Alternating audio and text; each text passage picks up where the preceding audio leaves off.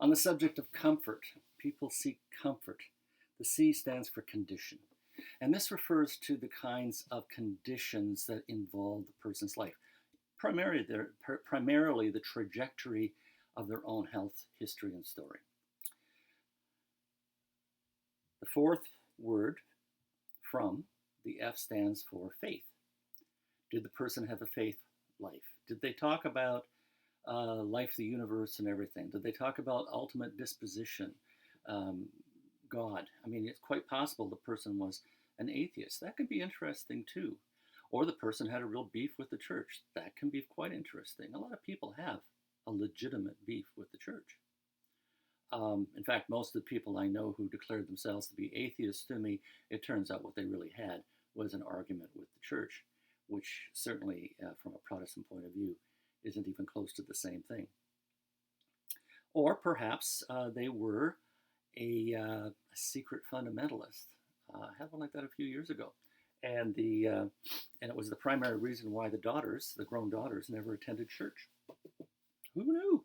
Sat next to me in the choir for several years, and I never knew that about him. Then there's kind. The K in kind stands for knowledge, and this can be the most interesting question. What did this person do well? Maybe it was just play cards. Maybe they were great gardeners. Um, you know, I mentioned my father's love of work.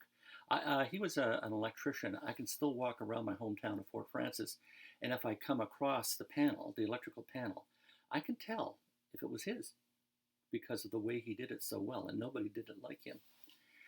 These kinds of signatures in life that come about from the things that they did well.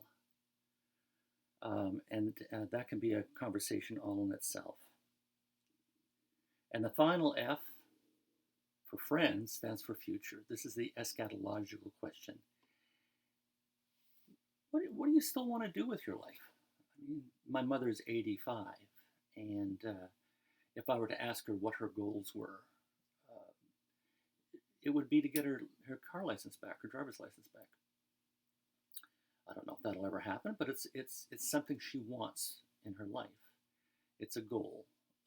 It's like I said, the eschatological question: to complete your life, what would you want to do? You don't have to put it that way, of course. That would scare people if you ask that question that way. But people do have ideas of what they want to do to complete things.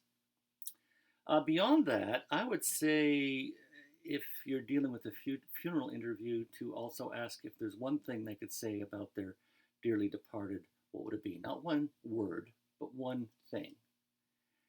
Um, I might also ask, what did that person do to drive you absolutely crazy? I mean, what thing did they do that just irked you?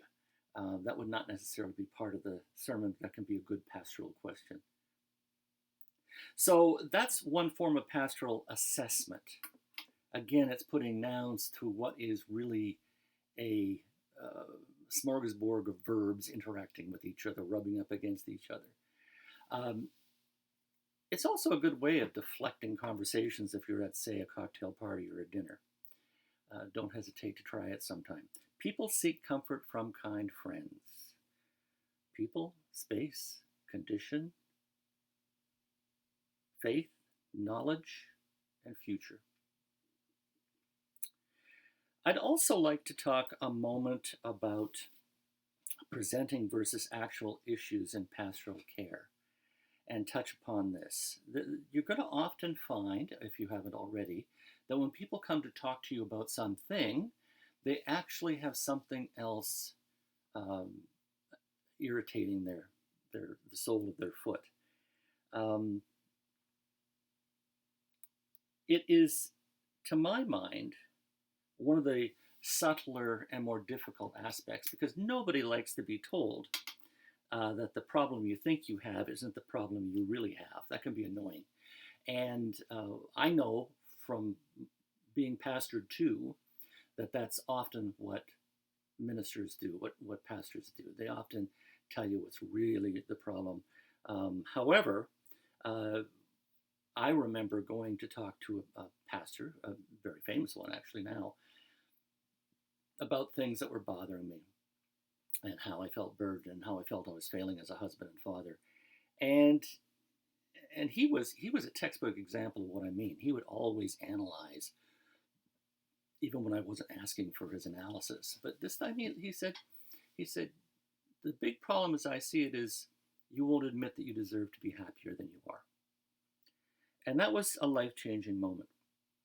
I remember well, I'm sure some of you know about it too, but later on I learned that Luther was obsessed with the confessional as he was younger and as a monk. And he would go to see his confessor, Johannes von Staupitz, and he'd be there for confession. He'd be back in 2 hours. He would go on and on for hours giving his confessions. And finally, von Staupitz basically said to him, uh, you're obsessed with your own lack of belovedness by God. Uh, you've got to change your way of thinking and start living and acting like someone whom God has redeemed, has claimed as God's own. And that was a life-changing moment for him. Martin Luther, that is. I'm sure it changed von Staupitz's life too, because he didn't have to sit there for hours listening to Luther drone on. So these are the things I want you to talk about on Brightspace in the coming weeks, and you have a good long time to go over these. I want you to talk about varieties of pastoral encounters that you had. Specifics don't work here. You got to kind of see if you can sort them out in your mind and see what different kinds there are. Um,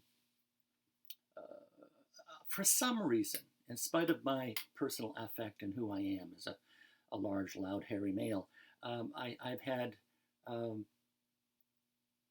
been honored with a lot of occasions when women have come to me with general malaise, and I have, because of being able to poke and prod and fish around, found out that they were dealing with post-traumatic stress and actually had been diagnosed as such from sexual violation when they were younger, or even more recently.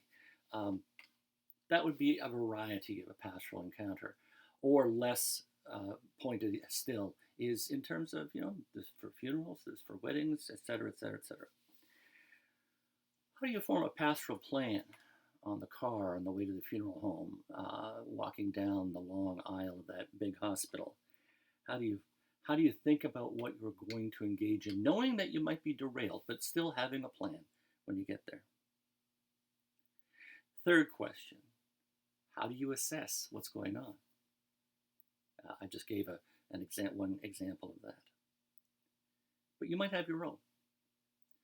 And fourth, can you give me an example of presenting versus actual issues, or give each other examples? When somebody sat down to ask you to listen to them, and in listening to them talk about what was bothering them, another voice came in and said, ooh, I think he's telling me about something else. And how do you go about asking that question? So those are the 4 things for you to nibble on for the next few weeks. Enjoy your reading week. I'll look forward to getting your first pastoral reflections. Look in the syllabus to see what points you have to hit to get the full 6%, and most people do. I want to emphasize that, in keeping with our tradition, our history of Wesleyan quadrilateral, that some of your reflection, if not the bulk of it, should have a biblical component.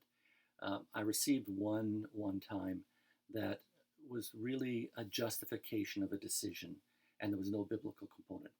And I had a different parameter set up at that time. The person still got 6%, but I had to point this out, that he wasn't really engaged in a theological reflection so much as justifying his decision. Didn't go well. I want this to go well. Okay, enjoy. I hope you find some insights and things to chew on here, and I will be seeing you soon. Oh, and also, when you get back from reading week, we have to set up our second personal interaction, and I'll be looking for a date for us to get together as a group again.